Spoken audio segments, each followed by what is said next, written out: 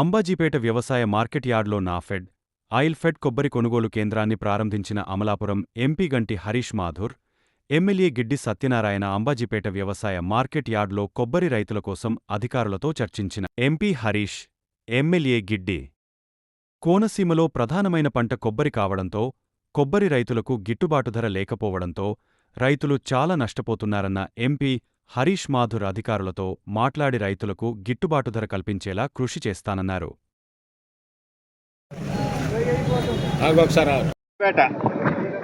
మార్కెట్కి రావడం జరిగింది.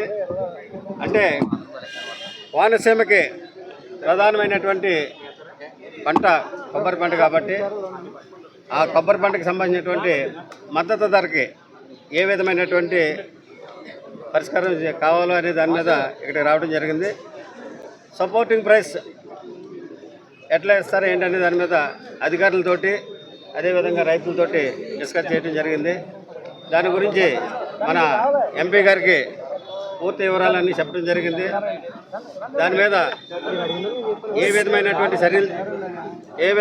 చర్యలు తీసుకోవాలనేది మన ఎంపీ గారు పై అధికారులతో మాట్లాడి ఈ రైతు భరోసా కేంద్రాల ద్వారాగా రైతులకి కొబ్బరి మద్దతు ధర ఇచ్చేటందుకు ఇప్పుడు ఉన్నటువంటి దానికంటే ఇంకా ఎక్కువగా ఇవ్వడానికి ప్రయత్నం చేయడం జరుగుతుంది. కాబట్టి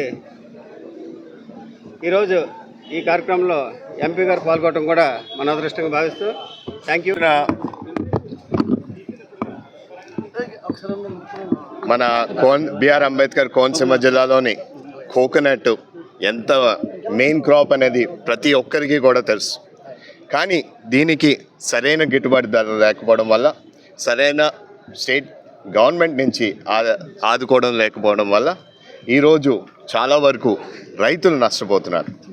ఇక్కడ దాని గురించి మేము ఆనాడు కూడా ఎన్నికల సమయంలోని కూడా మేమిద్దరం కూడా మాట్లాడినప్పుడు ఖచ్చితంగా కోకోనట్ రైతుల్ని మేము ఆదుకుంటామని కూడా తెలియచేయడం జరిగింది. ఈరోజు మీ అందరూ నాతో పాటు అలాగే పి గన్నవరం ఎమ్మెల్యే గారు, మన గిడ్డి సత్యనారాయణ గారు మిద్దరం కూడా కలిసి ఈరోజు దాన్ని రివ్యూ ఏర్పాటు చేసుకోవడం జరిగింది. ఈరోజు వాళ్ళందరితో తెలుసుకున్నాం ఏమేమి సమస్యలు ఉన్నాయని. ఈ రోజున కోకోనట్కి బై ప్రోడక్ట్స్ని మనం ఇక్కడ ఉపాధి కల్పించగలుగుతామని, లేకపోతే ఇక్కడ మనం దీన్ని ఈ క్రాప్ని ఏ విధంగా మనము ముందుకు తీసుకెళ్ళగలుగుతామని ఈ విషయాలన్నీ కూడా చర్చించడం జరిగింది.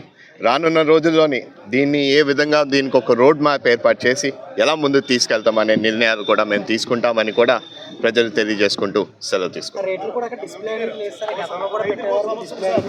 రైతు గతంలోని ఉండే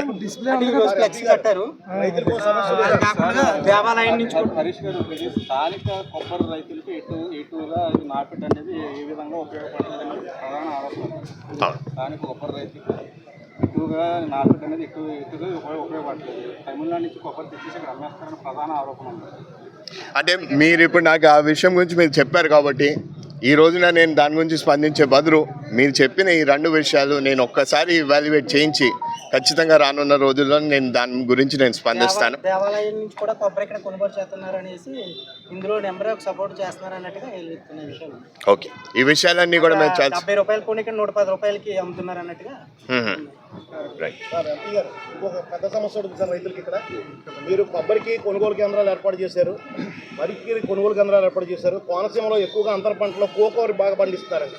కోకోకి సంబంధించిన ఎంఎస్పీ కొనుగోలు కేంద్రం లేదండి. ఎక్కడో తణుకులో నుంచి వచ్చిన వాళ్ళు ప్రైవేట్ వ్యక్తులు కొంతమంది కొనుగోలు చేస్తున్నారు.